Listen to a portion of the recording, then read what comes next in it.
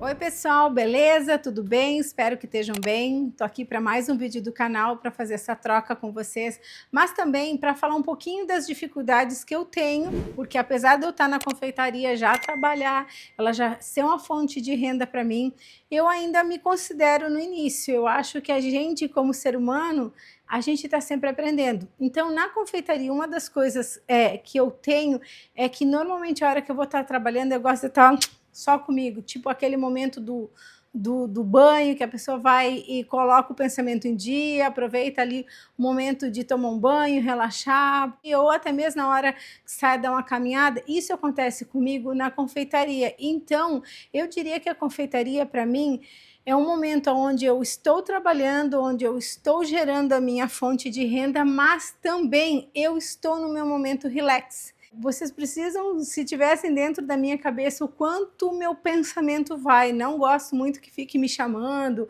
ou ficar fazendo troca. Então, uma das coisas que para mim também é muito novo e difícil é o YouTube, que é algo que eu recém estou desbravando e eu ainda não consegui juntar. Então, muitas vezes eu vou vir aqui dar um oi e vou mostrar um pouco da minha ideia, do meu pensamento, de algumas coisas que eu tenho dúvida ou experiências que eu passei, mas mostrando também ou a minha rotina ou o meu momento de trabalho, mas trazendo um pouquinho disso, dividindo isso com vocês, e tem sido assim uma experiência, nossa, tivesse começado antes, porque tem sido uma experiência muito boa para mim. Algo assim que eu tenho recebido nos comentários, nas mensagens, até mesmo no meu Insta, coisas que eu até não esperava. Eu achava que eu ia vir contar. Óbvio que, como todo mundo que começa alguma coisa, a gente quer que dê certo, e tem dado mais que certo. Isso tem me deixado muito feliz, não só pelo dar certo, mas pela troca que eu estou conseguindo ter com vocês, de incentivo para mim ou para vocês. Isso tem sido algo muito bom. Então, hoje, enquanto a gente faz essa troca, eu vou mostrar um pouquinho do meu trabalho que eu tenho para entregar esse final de semana nos bolos. Então, o que eu tenho? Um bolo que é para uma amiga e cliente minha, nordestina, e ela me pediu um bolo bem diferente, que faça lembrar o lugar da onde ela vem, que é o Nordeste, e ela me pediu um bolo que tivesse aparência de chita. Então, vocês vão ver aí um pouquinho dele. Depois eu tenho um bolo também para uma menina, que vem nessa pegada mais retrô, com trabalho de bico, e o outro que é alguma coisa ligada com o mar, para uma revelação de sexo, onde eles é o menino, né?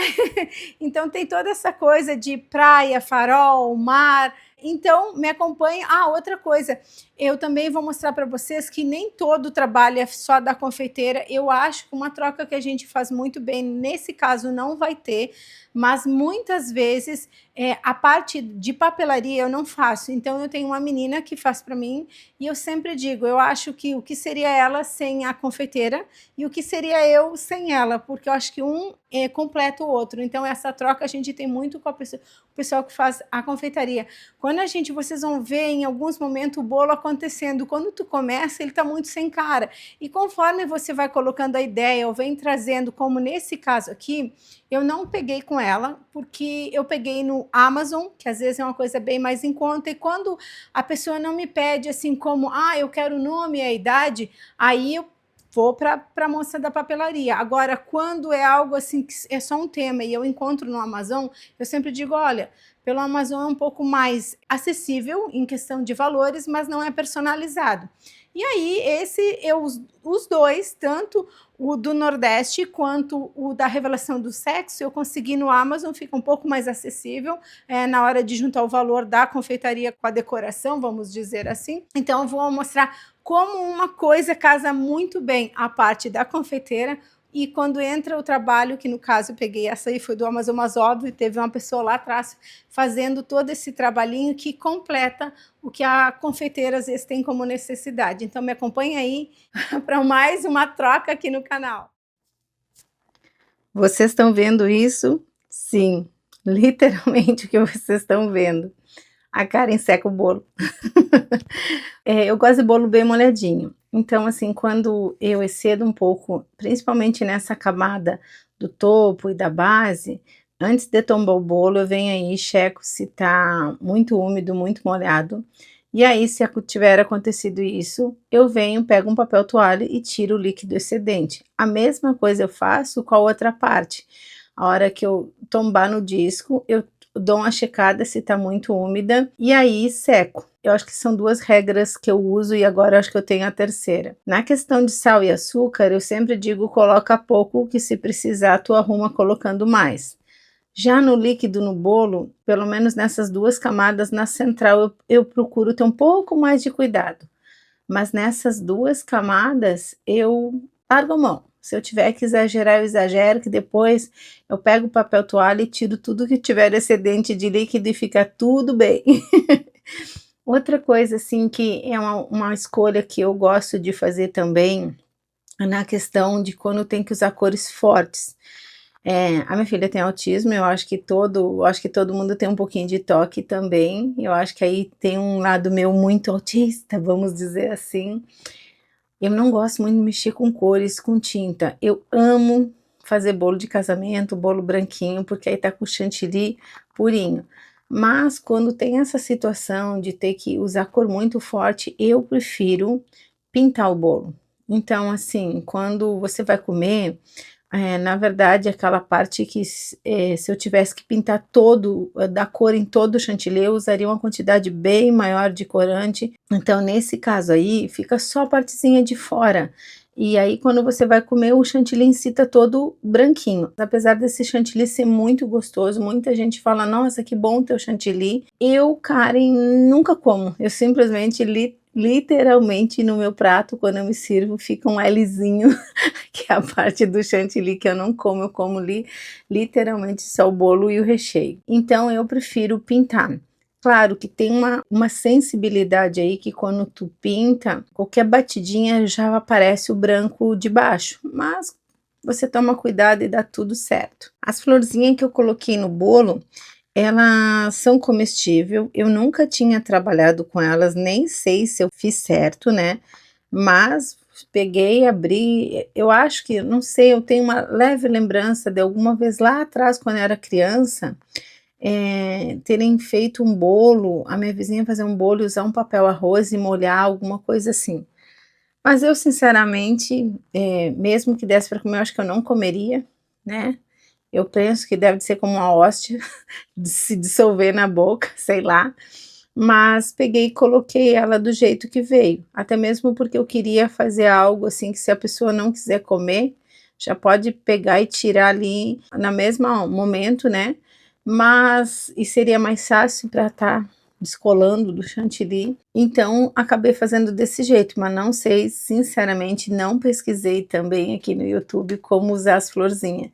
Mas gostei do resultado, porque o intuito era fazer um bolo, né, no tema, chita. Acho que ficou muito próximo do esperado, e nesse caso eu não tentaria fazer as flores, no próprio chantilly, uma porque eu teria que fazer um monte de mistura de cor, outra porque o bolo tá pintado de vermelho e se eu batesse qualquer coisa errada, como eu falei, de imediato aparece a partezinha branquinha de baixo, onde o chantilly não, eu não dei cor no chantilly, vamos dizer assim.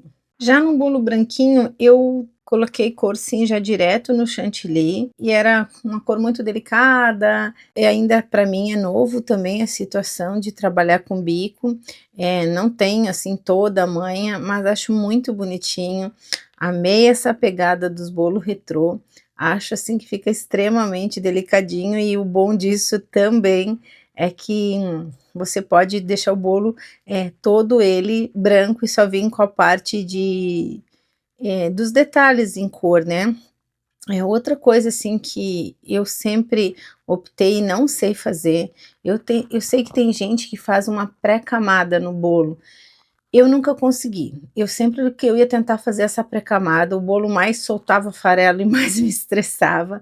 Então eu simplesmente venho com a manga e vou direto no bolo e dali já pego a espátula que eu quero espatular o bolo, se é com textura, se é lisa, e vou direto já para espatular. Eu prefiro assim, eu até admiro muitos confeiteiros que conseguem fazer isso. Eu acho que eles devem ter uma leveza de mão que eu estou muito longe de ter e nem sei se algum dia eu terei. Mas enfim, o que eu realmente quero trazer aqui para vocês hoje quanto eu recebo pelo meu trabalho como confeiteiro e os valores que eu cobro, até mesmo porque isso foi uma das coisas que me perguntaram em outros vídeos aqui no canal, então eu quero fazer essa troca com vocês. Não só na questão dos valores, mas também como eu tenho lidado com a situação dinheiro, na minha vida. Então me acompanha aí enquanto eu vou falando, nós vamos falando sobre isso, e eu vou decorando esse bolo que eu achei que ficou muito bonitinho e amei fazer. Bom, pessoal, eu nem vou fazer muito rodeios para falar, vou tentar ser mais direto possível, mais honesta possível na questão de valores, tá? Hoje, atualmente, semanalmente, eu faço uma média de 550 a 700 dólares, isso é a minha média. Uma das coisas assim que eu tenho como meta, porque como eu falei lá atrás, antes de eu trabalhar na confeitaria, era eu e o meu marido no schedule de limpeza. Então, quando eu vim para a confeitaria, uma meta que eu tinha era sempre, no mínimo, eu teria que fazer o que ele iria pagar para a menina que está indo no meu lugar.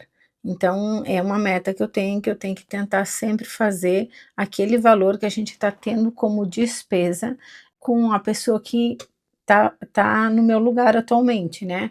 Então ali o nosso schedule de limpeza, ele não é muito grande, ele tem semanas que dá 3 dias fixos e tem semana que dá 4. Normalmente, até por causa da confeitaria, a gente já deixa a sexta-feira, isso é normal, toda sexta-feira o Maurício está comigo, porque aí ele já começa a me ajudar na confeitaria para as coisas que vão ter no sábado. A segunda-feira é uma situação de às vezes, então as semanas que só tem 3 casas, vamos dizer assim, 3 casas não, 3 dias de trabalho na limpeza. Então, a gente também deixa off a segunda, porque a gente normalmente sai muito cansado do final de semana por questão da confeitaria. Então, essa é a minha média que eu tento fazer e eu tenho como meta sempre fazer o mínimo que ele paga para essa menina que está indo com ele hoje. Quando são 3 dias, dá uma média de 390 a 400 dólares, e quando dá 4 dias, eu não me lembro, dá 500 e alguma coisa. Exato, eu não vou saber dizer para vocês, que agora eu meio que larguei a parte da limpeza. Então, essas são minhas metas. A minha média é 550 a 700. Claro que tem final de semana que é quase como se eu batesse equivalente a, às vezes, até quase 3 semanas de trabalho. Mas eu já tive final de semana, principalmente, eu vou deixar uma data bem específica para vocês. No 4 de julho, no feriado do 4 de julho, eu não trabalhei, eu não ganhei nada, porque é um feriado onde muita gente sai para camping, vai viajar, meio que para os Estados Unidos, e as pessoas aproveitam para fazer camping, viajar, e aí se tem algumas festa, eles já nem celebram ali naquele final de semana, deixam porque sabem que os convidados não vão estar. Então, eu naquele final de semana, eu não recebi, eu não trabalhei. Já lá no outro, eu já fiz quase equivalente a 3 semanas, ou a minha média de 3 semanas numa semana só. Então isso também dá aquela sensação: ufa, o meu mês já está quase ganho dentro do que eu tenho como média. E é isso que eu vou tentando. Então, se eu tiver que falar em média, 550 a 700. Às vezes dá mais? Dá mais. Mas também, às vezes, eu passo aquele, esse final de semana eu não trabalhei. E é assim que eu vou levando. O que eu posso dizer? Que no período que a gente estava para ir para o Brasil, nossa, ali foi puxado para mim. Eu fiz bem mais, bem mais. Eu posso contar para vocês que teve um final de semana que eu comecei a trabalhar às 7 horas da manhã, 6h30, 7 horas, no meu ateliê, e simplesmente eu fui sair às 10h30 do outro dia. Eu acho que foi um final de semana, que eu comecei a trabalhar às 6h30, 7 horas do sábado, e fui parar às 10h30 da manhã do domingo. Eu não dormi, eu passei direto trabalhando a noite inteira. Isso é doentio, isso é loucura. Quando eu parei, que o Maurício foi fazer o delivery, eu simplesmente desabei na cama. Então, eu hoje não faço e não faria de novo essa situação. Assim, outra coisa relacionado ao período que eu estava indo para o Brasil. Eu estava literalmente, como falam, pegando papel na ventania. Então, simplesmente eu não me respeitava em questão de limite, de horário. Cansou de acontecer situações como na sexta-feira, eu já tá cheia de trabalho, eu já tá super atrasada, e pessoas me ligarem ou me passarem mensagem 9 horas da noite, dizerem: oi Karen, tem como tu me fazer um bolo ou docinho, seja lá o que for, salgado, para amanhã de manhã? E a Karen acabar cedendo e dizendo: tem, porque eu necessitava daquilo para a questão de fazer o meu projeto dar certo. E eu simplesmente acabava indo trabalhar na confeitaria, que eu já estava o dia inteiro, às vezes desde as 7 da manhã. Eu ia até 1, 2 horas da manhã trabalhando. E simplesmente isso é uma coisa que nos prejudica muito. Eu sei que muitas vão dizer que fazem isso, ou que já fizeram, ou que continuam fazendo, porque a questão da necessidade acaba batendo na porta e a gente acaba achando que pode salvar o mundo e que vai ser dessa forma. Mas isso acaba nos prejudicando demais, porque é um trabalho autônomo, as pessoas, eu sempre falo assim, como é que numa padaria não ligam às 9 horas da noite? E quando tu trabalha com autônomo, as pessoas às vezes é 10 horas a hora que elas vão descansar, vão para a cama, elas começam a passar mensagem para as confeiteiras. Então, a gente acaba na nossa necessidade aceitando todos os tipos de situação, e isso nos prejudica na nossa questão de emocional, porque a gente acaba pegando trabalhos que vai ser uma pressão para nós, acaba nos prejudicando nos nossos relacionamentos, tanto com o esposo, tanto com filhos, ou seja, em família, porque muitas vezes tu vai e coloca pressão no teu esposo: eu preciso de ajuda, me ajuda, por favor.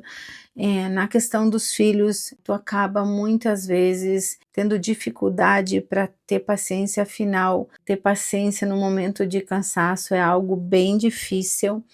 Então, eu acho que é uma coisa que hoje, principalmente quando eu vi que retornar ao Brasil não tinha dado certo, que não iria ser mais possível, pelo menos não da forma que a gente queria, até mesmo porque a gente sente muita insegurança. Quem vive no Brasil sabe que já falei em outros momentos que o Brasil é muito bom, mas traz essa situação de insegurança financeira, principalmente para pessoas que não vêm de um lugar bem abonado, vamos dizer assim, né?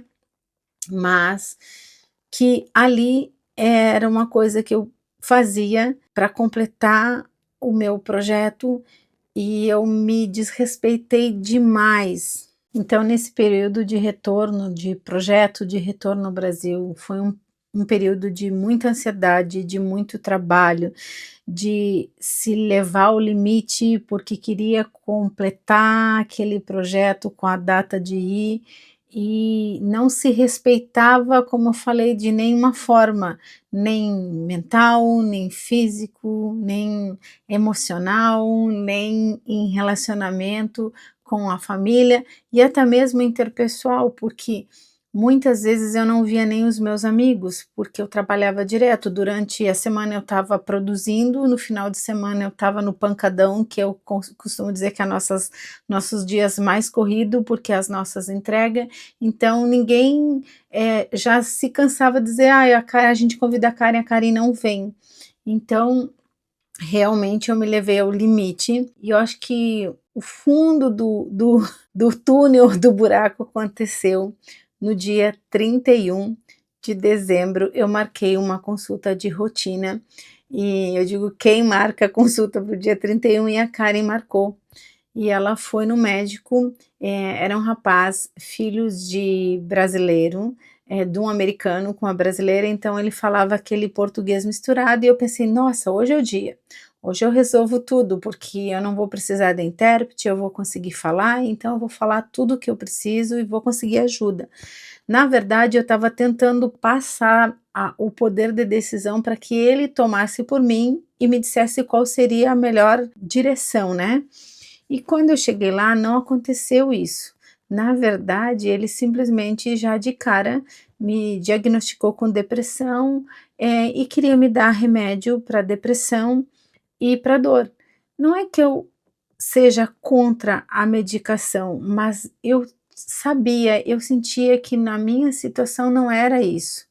Porque eu já fazia uns 3 anos que eu vinha buscando médico, afinal eu tô com 47 anos, eu vinha sentindo toda essa troca do período hormonal que a mulher passa, e para mim tem sido bem pesado essa troca, né, dizem que acaba, eu espero que o fim esteja próximo. A outra coisa, eu realmente vinha de uma frustração de um projeto, mas eu também estava muito cansada, porque como eu falei para vocês, quem pega pedido 9 horas da noite, que sabe que um bolo, precisa ficar no mínimo algumas horinhas prensado, vai começar a fazer todo esse trabalho, esse horário. E aí eu não me respeitava no horário de parar, de para ir deitar, para estar com a família, e acabava aceitando toda essa pressão profissional que cai sobre nós, afinal a gente já tem aquela responsabilidade, como eu já falei, tu tem um bolo, tu tem que decorar ele, é das coisas que vai estar ajudando a decorar a festa, e aí tu pega mais alguma coisa que tu já tá no limite, tu já tá quase sem tempo e entrou muito de última hora, e isso acontece muito na confeitaria, e é uma coisa que a gente confeiteira, realmente tem que vigiar muito, porque se deixar isso acontece sempre. Então, desde ali, naquele dia 31, eu tinha combinado que eu iria passar junto com o pessoal da igreja, fiz salgado. Quando eu parei, eu acho que lá pelas 5 da tarde, eu acho que desabou em mim todo esse longo dos 3 anos. Eu subi, eu fui tomar um banho, eu só chorava. Quando eu saí dali, tanto meu esposo como a minha filha mais velha dizia: "Mãe, acalma". Eu disse: "Ah, eu não vou ir, eu não consigo estar na frente de ninguém, eu não consigo mais ser socialmente, fazer uma troca social com ninguém, mesmo que eu tivesse com pessoas que estaria super feliz de estar dividindo o momento com elas, mas eu não tinha mais capacidade de socializar com ninguém, porque eu tinha chego no meu limite naquele dia 31. O lado bom é que quando você chega no fundo do poço, você não tem mais aonde descer. O lado ruim ou difícil é que ou vem para cima ou simplesmente se deixa bater ali, e não é a personalidade da Karen. Então, nesse momento, eu resolvi sim, tentar colocar esse trem no trilho, que já tinha saído longe demais.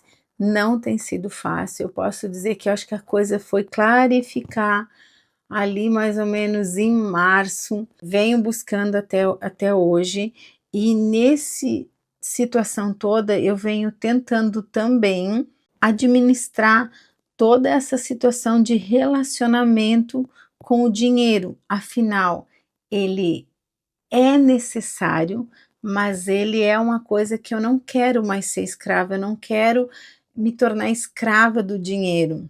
Teve um momento mesmo que naquele período ali, eu estava olhando esse filme The Chosen, e estava bem naquele período onde Judas estava se conflitando, afinal ele era um negociante, e ele estava se conflitando o quanto eles passavam, de dificuldade, no momento que eles estavam andando com Jesus, e ele questionava, né, essa situação de vender o almoço para garantir a janta, né.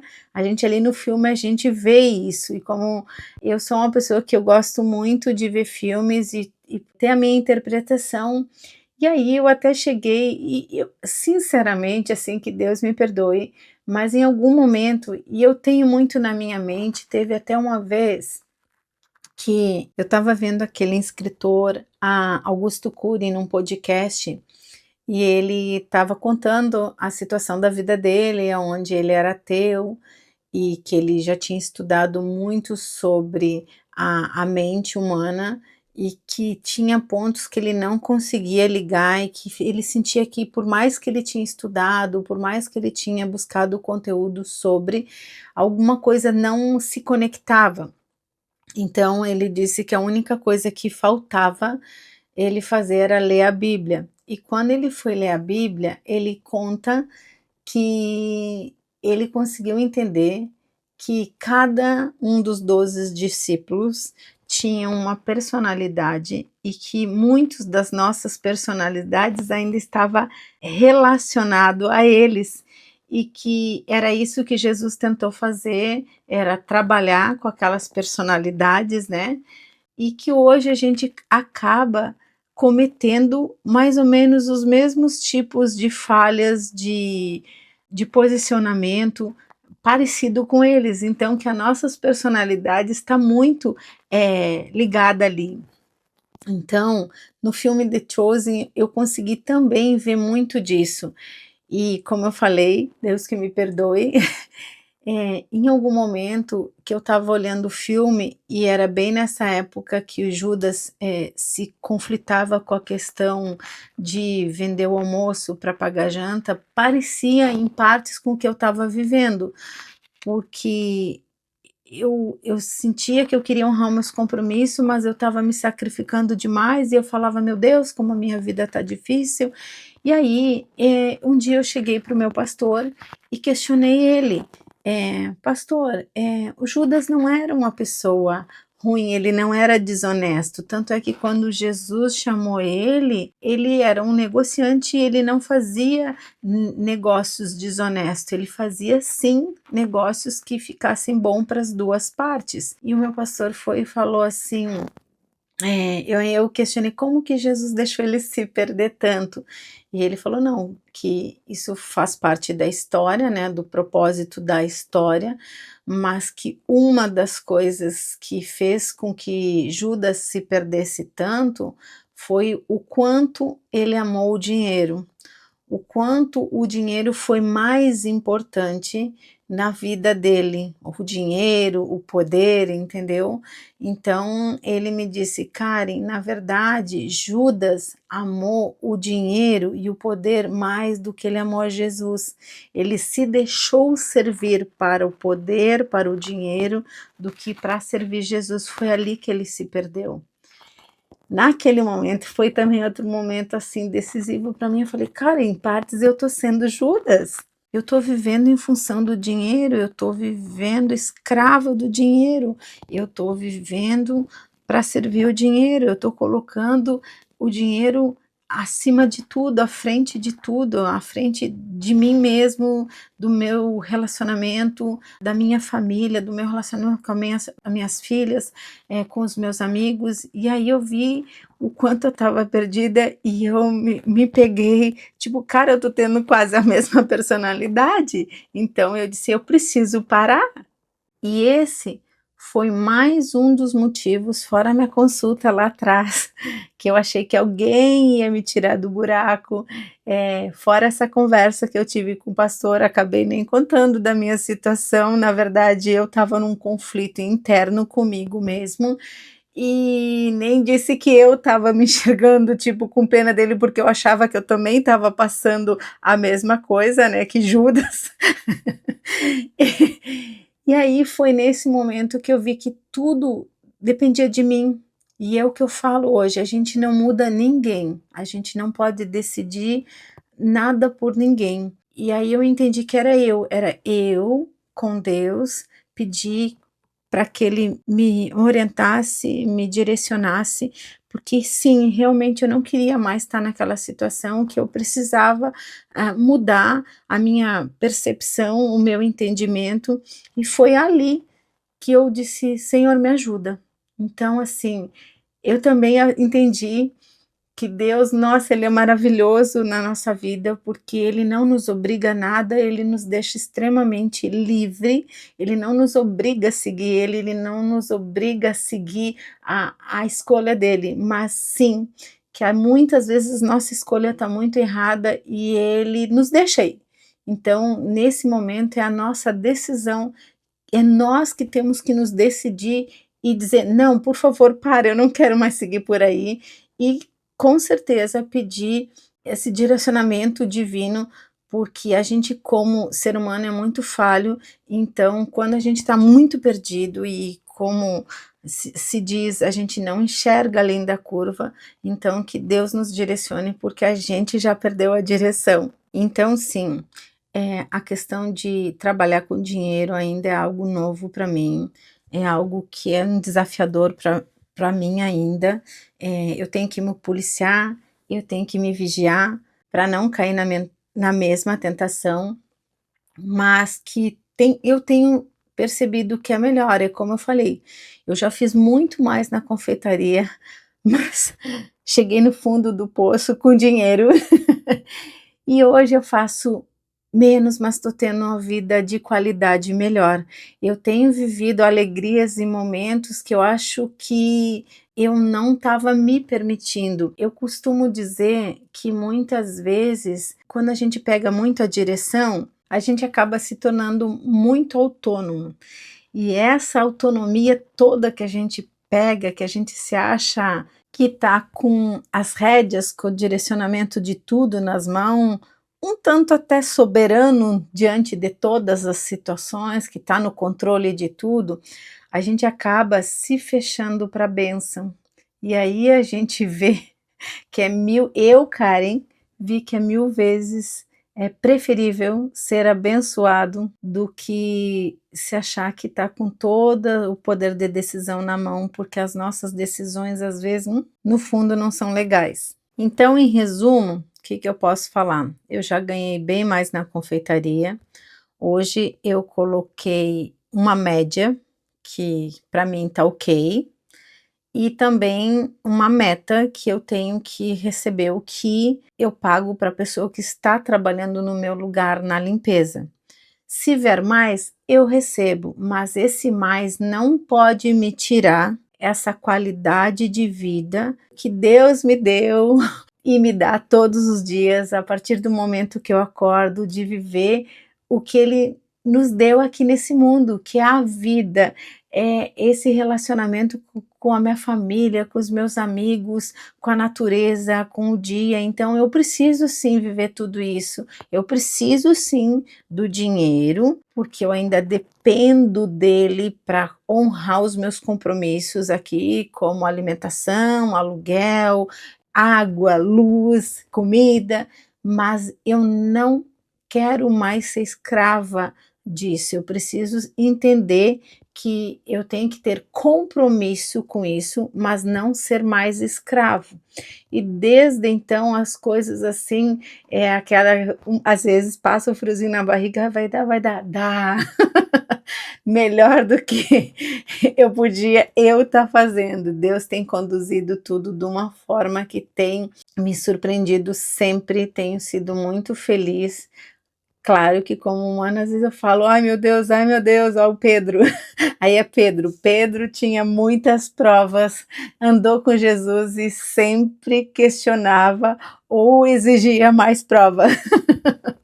Então eu realmente entendo que a gente tem um pouquinho da personalidade de cada discípulo ali, que às vezes a gente tá meio sendo Judas, às vezes tá meio sendo Pedro, cada um vai de repente olhar e se espelhar em alguns dos discípulos, mas que a gente, quando entende que está fazendo o que eles não faziam de legal, opa, dá para mudar, dá para melhorar. E esse é a forma que eu venho tentando administrar a minha vida, principalmente relacionada à questão financeira e à questão do dinheiro, como eu me relacionar com o dinheiro, afinal, ele é necessário, mas eu não quero mais ser escrava. Aí, outra coisa que me perguntam também quanto eu cobro pelo bolo, eu não cobro por quilo, tá? Eu cobro, a gente chama aqui ou por slice ou por pessoas.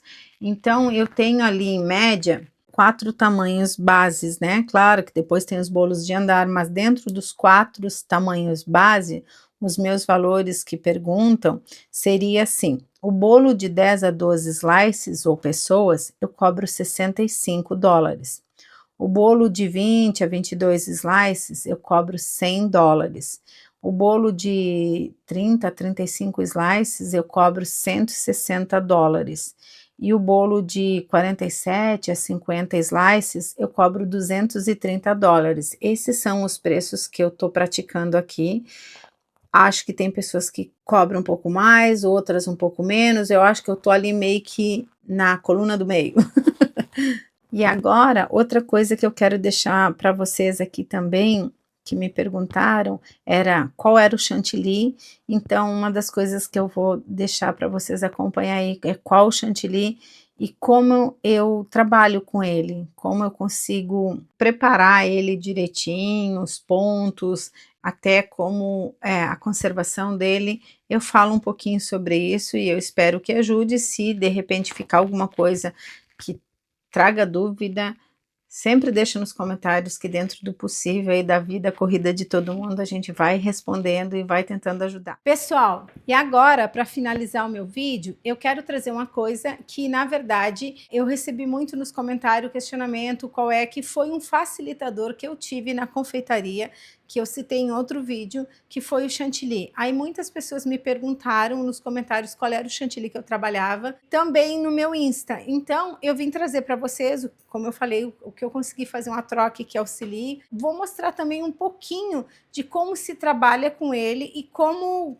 a parte que é um pouco diferente do chantilly brasileiro. Lembrando que a Karen nunca foi confeiteira no Brasil, então pode ser que até alguma coisa tenha mudado, mas quando eu fui começar aqui, a minha primeira experiência foi buscar no chantilly brasileiro. Eu não consegui acertar, ou eu bati muito pouco e ficou fora do ponto, ou eu bati muito e aí eu acho que, não sei se é todos, mas o que eu peguei na época, quando tu tá batendo chantilly, ele é simplesmente muito rápido, do ponto para passar do ponto. Então, assim, eu costumo dizer, nossa, um dia eu olhei e tinha virado quase uma manteiga. E depois de acontecer isso, pelo menos estou mais uma vez falando, eu não era confeiteira no Brasil e essa foi a experiência que eu tive com e até aqui, e até mesmo porque a gente não tem a variedade que vocês têm aí no Brasil. Então, para mim foi muito difícil, porque o ponto dele, do certo para o errado, é segundos. E aí, quando eu achei esse, eu acabei me encontrando e não saí mais. Então, sinceramente, hoje eu nem sei se tem algum produto que tenha o mesmo resultado e a mesma forma de trabalhar do que esse que eu trabalho. O chantilly que eu trabalho é esse aqui, acabei de tirar do freezer, tá? Ele fica no freezer. Quando você compra, eu vou numa loja, que depois eu até vou também trazer aqui um pouco no canal, as coisas onde eu compro, que ele é uma loja só para restaurante, mas tem outros lugares. Quando eu estava para ir para o Brasil, eu lembro que eu pesquisei, não era em todas as regiões que tinha, mas hoje eu já sei que está bem mais espalhado pelo Brasil inteiro. Então a marca é Better Cream, é dessa marca Hits. E aqui eu sei que nessa parte aqui é a parte que é diferente aí no Brasil. Então, ele não é um produto americano, se eu não me engano, uma vez, quando eu precisei saber um pouco mais dele, ele vem de uma região hispana, como a gente chama aqui, tá? Então, eu sei que o Brasil já trabalha.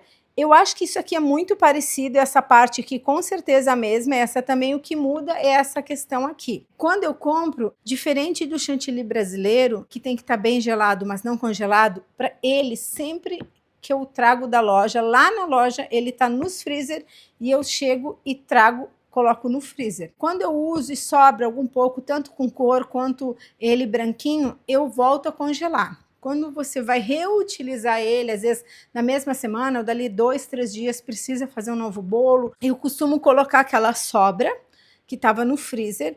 Quando você coloca, ela perde textura e você diz, ixi, desandou. Mas não, coloca um pouquinho daquele que você já tinha pronto, mais desse. Ela volta a hora que você mistura, ficar bem líquida e você vai puxando o ponto na batedeira de novo. O que eu entendo desse chantilly?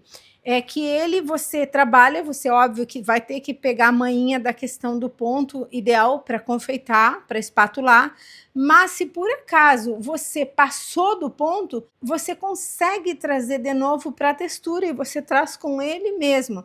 Outra coisa também, quando eu vou, ele vem branquinho, né? Então quando eu vou bater, que eu preciso da cor, eu já ponho no bol ele mais a cor. Você vai dizer assim, oxe, passei da cor. Ficou muito forte. Quando ele vai batendo e vai chegando no ponto, se ele era um azul, ficou um azulão, ele vem para um tom mais suave, que às vezes você acaba tendo que acrescentar de novo cor no chantilly. Então, outra coisa que eu faço com ele, que dá super certo, é eu coloco ele no bowl, coloco o chocolate em pó, mexo ali até para não espalhar aquela pó todo, e transformo ele num chantilly de chocolate e dá super certo, chega o ponto, não estraga, não dá ruim, dá bom demais. Então vou mostrar para vocês um pouquinho de como ele funciona, os pontos dele, passinho a passinho. Óbvio que vai ter o barulho da batedeira, então vai sair o som.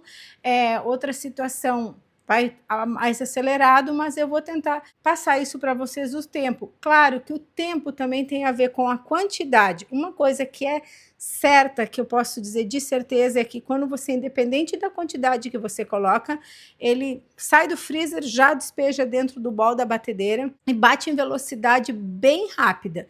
Então, assim, se por acaso ele passar, usa ele mesmo e eu vou mostrar isso para vocês, o ponto e quando passa do ponto, como que se resolve. Mas antes disso, eu quero mostrar uma coisa aqui para vocês, que se serve como incentivo. Quando eu quando eu vim para cá, para os Estados Unidos, a minha primeira batedeira era aquela batedeira, cara, mais que simples, eu nem sei se no Brasil ainda vem.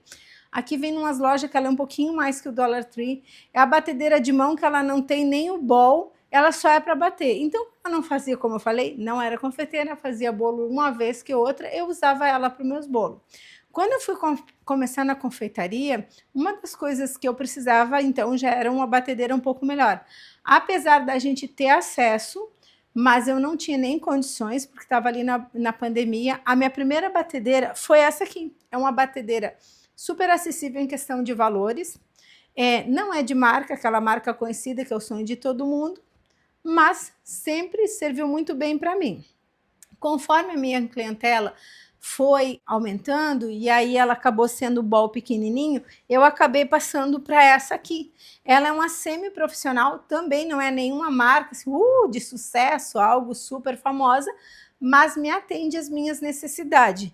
É essa que hoje em dia eu uso para, tipo, nessa situação de bater um chantilly em quantidade menor, e essa aqui eu faço todas as massas dos meus bolos.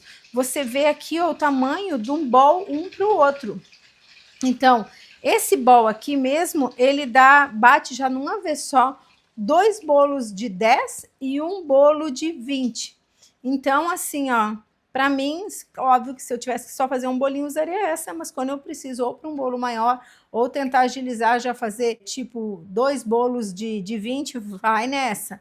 Então, para entender que quando a gente quer começar, às vezes a gente não tem tudo, mas começa com o que tem, e para mim, eu fui uma das pessoas que, apesar de estar nos Estados Unidos, era isso que eu tinha e foi com isso que eu comecei. Aqui eu tenho uma sobrinha, então eu vou colocar aqui, direto na batedeira. Como eu falei, se eu tivesse que colocar a cor, eu já colocaria aqui com ele líquido mesmo, já para bater junto. Aqui eu já vou colocar uma quantidade pouquinha, tá? Só para mostrar para vocês.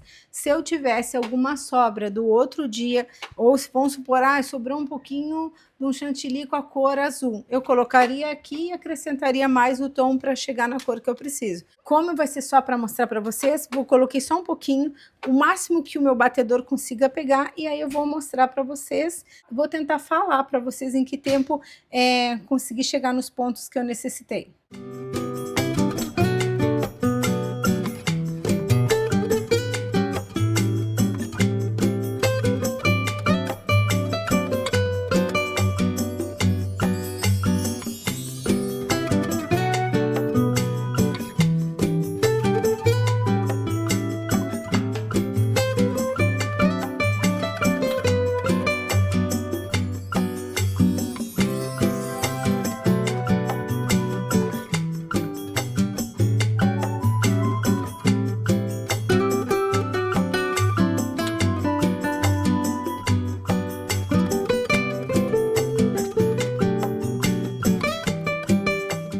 Bom, pessoal, eu comecei a bater e aí eu cuidei, claro que para essa quantidade, então o tempo está muito mais relacionado à quantidade que você coloca no bowl, mas com certeza a velocidade é na velocidade máxima.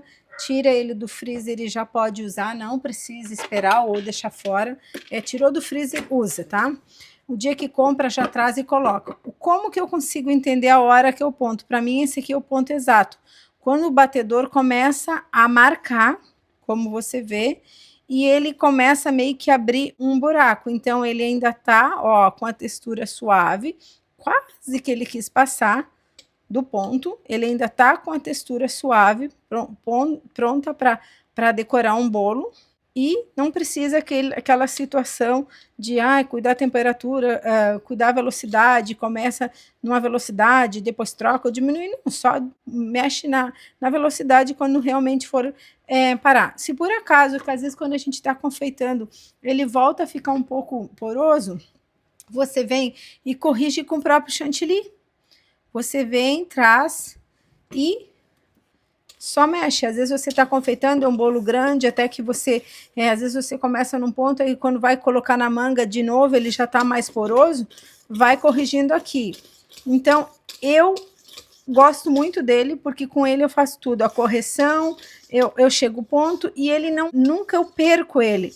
Se por acaso, que já aconteceu comigo, na hora de eu tentar voltar, fazer essa correção, nossa, perdi o ponto, deixei muito aguado. De novo, simples, é só você voltar. Se derrubou muito, ou você parou e começou a trabalhar e falou, nossa, ó, aquele quase ficou malzinho demais. Mas se você acha que nesse ponto não tá seguro, volta a bater aqui. Agora o que eu vou mostrar para vocês, eu vou bater mais para que passe do ponto, para vocês verem como a gente não perde. A única coisa que acontece é ele ficar poroso. Bom, então aqui eu vou mostrar para vocês ele passando do ponto, o que que acontece se eu deixar bater demais.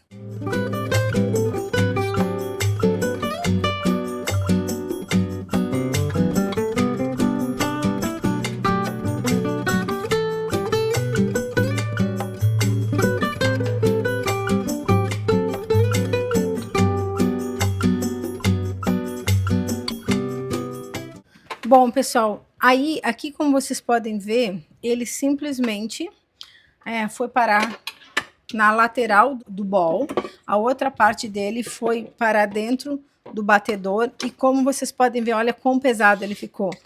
E dessa forma já fica bem difícil de espatular, de decorar um bolo. Então assim, ó, a experiência que eu tive faz uns 3 anos, quando eu comprei o chantilly brasileiro que eu tinha acesso aqui nos Estados Unidos, daquele ponto molinho para o ponto ideal, ele passou em segundos, e quando ele passou, ele virou uma manteiga. Esse aqui, na verdade, ele vira um cimento. Então, você vem e corrige com ele mesmo. Por isso que, para mim, ele se tornou algo muito confiável, até pela pouca experiência que eu tinha para trabalhar. Então, isso aqui eu não perco, volto a colocar chantilly e ele funciona. Esse é o motivo pelo qual eu escolhi. Eu acredito que hoje já tem, quando eu fui ver para ir embora, era em alguns lugares que vendia, hoje eu vejo muito mais, que tem em quase todo o Brasil. Vou procurar mais informação, se tiver link, alguma coisa, eu vou tentar colocar na descrição, que eu não entendo muito bem disso ainda, mas se eu tiver mais informação ou link de como vocês acessar os produtos dessa marca, vai estar na minha descrição. E assim, é por isso que eu confio, né? E indico esse chantilly porque é um produto que eu sei que para quem está começando, você tem pouco dinheiro, então você é quase como se você não tivesse o direito de errar. Você tem que gastar e tem que acertar. E esse é o motivo pelo qual eu uso ele. Bom, pessoal, espero que tenham gostado dessa troca que a gente fez hoje. Se tiver alguma coisa, deixa nos comentários e até o nosso próximo vídeo. Beijos e até!